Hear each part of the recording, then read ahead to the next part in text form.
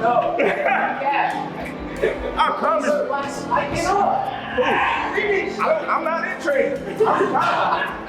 I don't gotta keep doing all the He's pacing at his own pace anyway.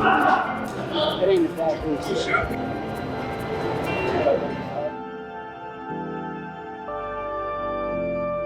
Boxing, he's definitely talented. You know what I mean? And he's definitely got that it.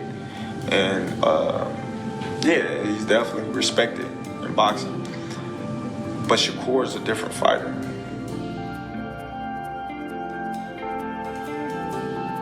When one of the best fighters in the world walks into your gym to help you prepare for the biggest fight of your life, you better listen. That's exactly what happened when Terence Crawford stepped into Shakur Stevenson's training camp. Crawford isn't just watching from the corner, he's teaching Shakur exactly how to beat Teofimo Lopez. And the boxing world is paying attention. Let's talk about what's really happening inside this camp and why everyone from legends to champions thinks this fight could change everything. Shakur Stevenson is working hard.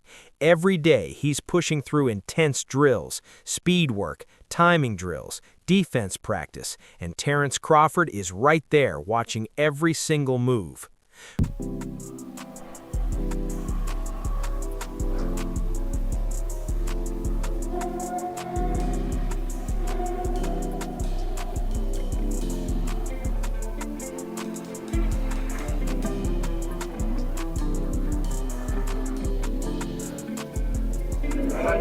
Yeah. That's the second time that happened to you. Yeah. And I didn't even touch your body. Thank you, appreciate it. Crawford isn't silent either. He's calling out advice during the sessions. Good. Good. Stay in your rhythm, champ. Stay in your rhythm. Your rhythm, your time, your fight. Let's go. You trying hard? Good drive. It's effort. This isn't just friendly help. Crawford is planning smarter strategies for Shakur. He sees things most people miss, small details that could win or lose rounds. Shakur's coach says something important about his fighter. He said Shakur fears nobody and will step in with anyone. The coach believes Shakur is ready to fight the best of the best. That includes Teofimo Lopez. Best of the best of the best. That go for everybody. For everybody. That go for everybody. I don't put him at the pound for pound over everybody. Now you figure out whoever you think the best, he the best. Crawford has a simple message for Shakur. He tells him, People that know it all are the people that don't go very far. You gotta always be a student. You gotta always be able to learn and pick up things from this person, that person. This matters because Crawford wants Shakur to keep learning, pick up tricks from different fighters, never stop getting better. Crawford thinks Shakur is special. He called him a work of art and said the sky is the limit. Crawford believes Shakur has the boxing skills to do whatever he wants in the ring. He's a work of art. The sky is the limit with Shakur. He got the boxing skills and the ability to, do whatever he wants in the ring. And it's going to be very hard to beat Shakur, with the skills that he possesses and the smarts that he. When asked who wins the fight, Crawford picked Shakur, and he made it clear this isn't just because they're friends. It's his honest opinion based on what he sees. Got winning that. I got Shakur. Are you saying that because that's your man and you don't like taking? Sean Porter broke this fight down in a way that makes sense. He said this is Shakur's fight to lose. If Shakur performs at his highest level, he controls everything. The pace, the outcome, all of it. But Porter warned that if Shakur gets caught sleeping, something bad could happen. He also said this could be Teofimo's fight to win if he performs the way he can. Porter thinks this fight could be really entertaining. He hopes it starts the year off big for boxing. Last year felt incomplete to him, too many things left unfinished. It's some other ways it could go, but a lot of people think it's gonna be. It could possibly be boring. I don't think it's gonna be a boring fight. I think Teo knows he has to step up. I think this is his fight. I think it's Shakur's fight to lose, and what I mean by that is if Shakur doesn't operate, if Shakur is caught sleeping, something bad could happen. It's his fight to lose, but I think it's also Teo's fight to win. And what I mean by that is if Teo performs the way that he can perform, and I know that's like an empty message, but we never know. All that said, like it could actually be a really great fight. I expect a great fight. And I hope this fight, I'm gonna let you go last because I respect you. Every time I'm in an argument, we talked about what we talked about for the show. We always disagreement. I said, boy, I call Sean Zantel right now, eat your ass up. But I ain't one. But I hope Teo and Shakur starts the year off big and actually builds the sport of boxing for have a great year. I felt like I was let down last year in sport of boxing. I don't know how y'all felt. I just felt like we had a lot of open stuff that didn't get. Tim Bradley gave a warning that Shakur needs to hear. Bradley explained that the shortest path isn't always the fastest. Many fighters think a straight punch is always best because it's the shortest distance, but that's wrong. Bradley talked about hooks. He said hooks appear in your vision, then disappear, then appear again. That moment when the hook is out of view, that's when it can land faster than a straight punch. Bradley warned that Teofimo's left hook is dangerous, really dangerous. That's the punch Shakur needs to watch out for. Again, sometimes the closest route isn't always the fastest route. You got a guy that likes to stay on the center line, a guy that's a master at controlling range, okay? So many people fall into the understanding that because the straighter punch can get there, they believe faster, it's the shorter route to the target, that's the best and most effective weapon. No, it's not. It's not. So the one thing about hooks are in frame and then out of frame.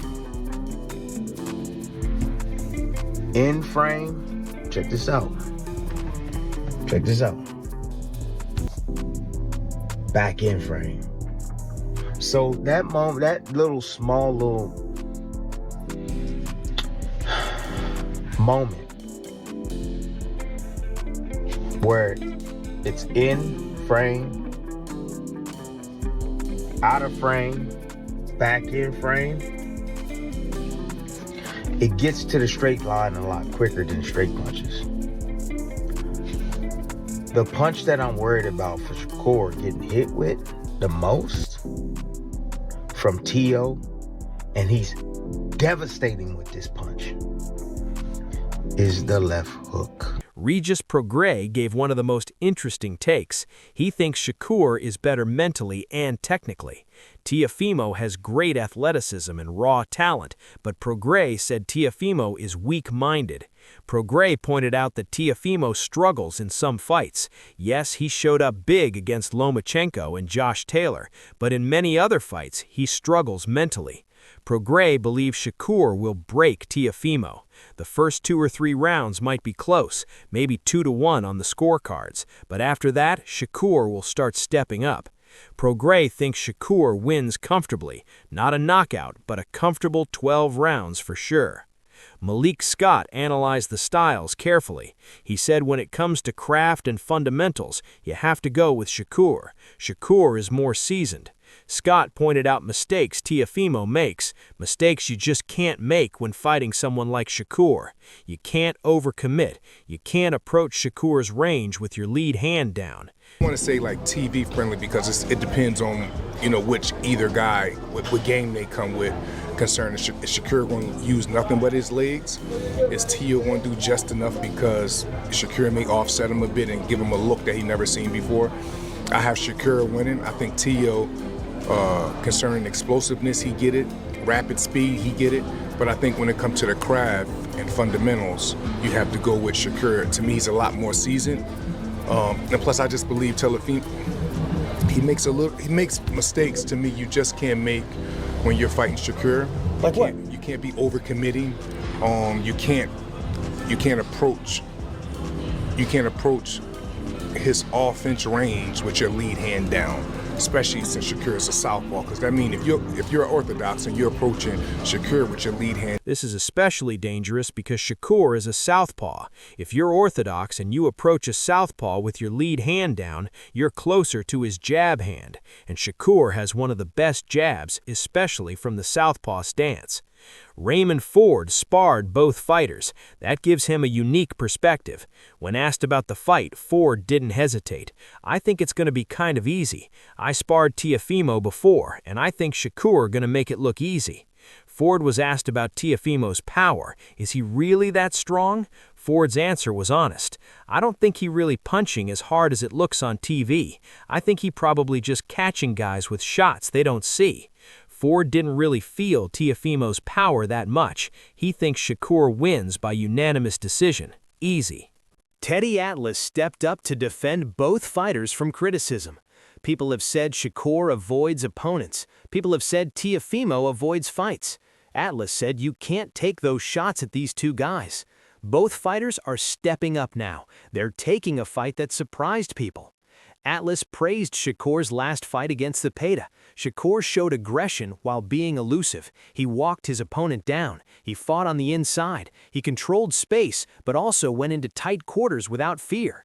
Atlas called it a terrific performance. Shakur showed that dimension, that attitude, that competitiveness, the dog that people wanted to see. Antonio Tarver broke down what Teofimo needs to do. Tarver said if Shakur controls distance and keeps the fight in the middle, you have to favor Shakur. But if Shakur ends up on the back foot or against the ropes, that gives Teofimo opportunities. Teofimo throws both hands in succession. He's a combination puncher. That serves well against a slick defensive fighter. Tarver put the smart money on Shakur winning by decision, but he said anything can happen when two fighters this talented meet with everything at stake. In that fight, sort of in the middle, you gotta favor Shakur. But if he's on the back foot, if he's on the ropes, I mean, that's gonna give Teofimo a lot of opportunities. And what makes Teofimo, I believe, dangerous in this fight, he throws both hands in succession. He's a combination type puncher, and that always serves well if you got a real slick defensive fighter in there. If Shakur can show us a little bit of that, what he had in his last fight, a lot of that work in the center of the ring, it's going to be an exciting fight. I think you got to favor the guy who's in the best condition, not only physically, but mentally. I think, these guys are going to have to lock in, and they can't let, that intricate, you got to have your personal life in order. You know what I'm saying? Leading up to a fight this big. You know what I mean? That's going to be the key. If the fight goes the distance, Tarver thinks Shakur had his way. If it ends early, Teofimo landed something crazy. Tim Bradley made a bold statement. He said there's a blueprint to beat Teofimo Lopez, but there's no blueprint to beat Shakur Stevenson. Bradley asked the question directly, can somebody please tell me how you beat Shakur Stevenson? I'll wait. Then he flipped it. How you beat Teofimo Lopez? There's a blueprint out to beat Teofimo Lopez. Bradley's point is clear. Shakur has the blueprint to beat Teofimo. Teofimo doesn't know how to beat Shakur. Oscar Valdez fought Shakur before. He knows exactly how frustrating it is. Valdez explained that Shakur stays right in your face, but when you throw, he rocks back a little bit and touches you again and again. That becomes very frustrating. You start loading up on your punches. Then Shakur does it again. You're loading up shots, but he's just outboxing you. Valdez called it a 50-50 fight, not because he's unsure, but because he respects what both fighters bring. Valdez gave advice for beating Shakur. You need intelligent pressure. Wait for your shot to land good, then make that damage where Shakur has no other option. Gary Antoine Russell called this a true 50-50 fight. Both fighters have high-level confidence. Both have elite skills. Russell said Teofimo is naturally stronger. He has more athleticism. He has a good boxing IQ.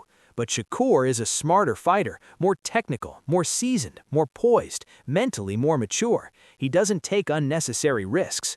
Russell made an important point. If the Teofimo Lopez who fought Lomachenko shows up, he wins. That version of Teofimo controlled distance, stayed patient, followed the game plan, and used his athleticism intelligently. Keyshawn Davis trained with Shakur for this fight. He sees what's happening in camp. When asked about the fight, Keyshawn said Shakur has a good possibility of stopping Teofimo. Why? Because of Shakur's focus level. Keyshawn said Shakur took this fight very seriously, maybe more seriously than other camps. Keyshawn believes Shakur and him are the best in boxing, period. Skillfully, physically, any way you want to measure it. Bruce Carrington pointed out Teofimo's major flaw, movement. Teofimo struggles when opponents move. Carrington mentioned the Sandor-Martin fight and the Jermaine Ortiz fight.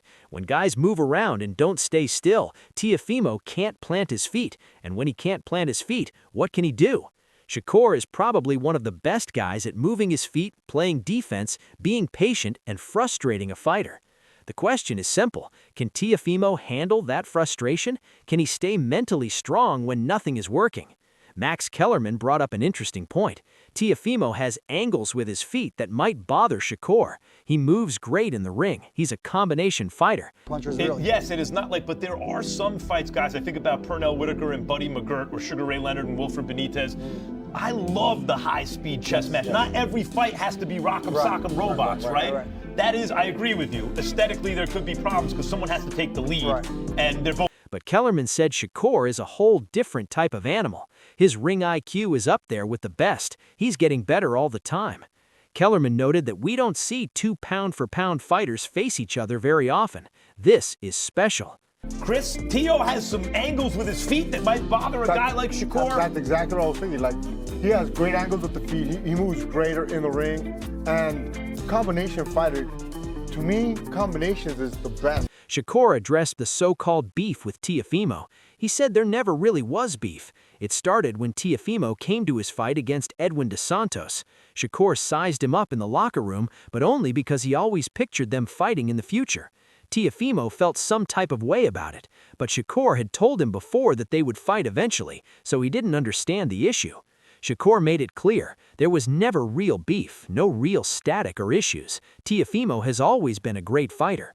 This fight comes down to one thing: who can force their style on the other guy? Can Shakur control distance, use his jab, and frustrate Teofimo for 12 rounds? Or can Teofimo use his angles, land his left hook, and break through Shakur's defense? The smart money is on Shakur. Almost every expert picks him, but Teofimo has proven before that he rises when people count him out. Crawford's presence in Shakur's camp shows how serious this is. When a legend takes time to help you prepare, it means something. Shakur is ready, Teofimo is confident, and on January 31st, we'll find out who was right.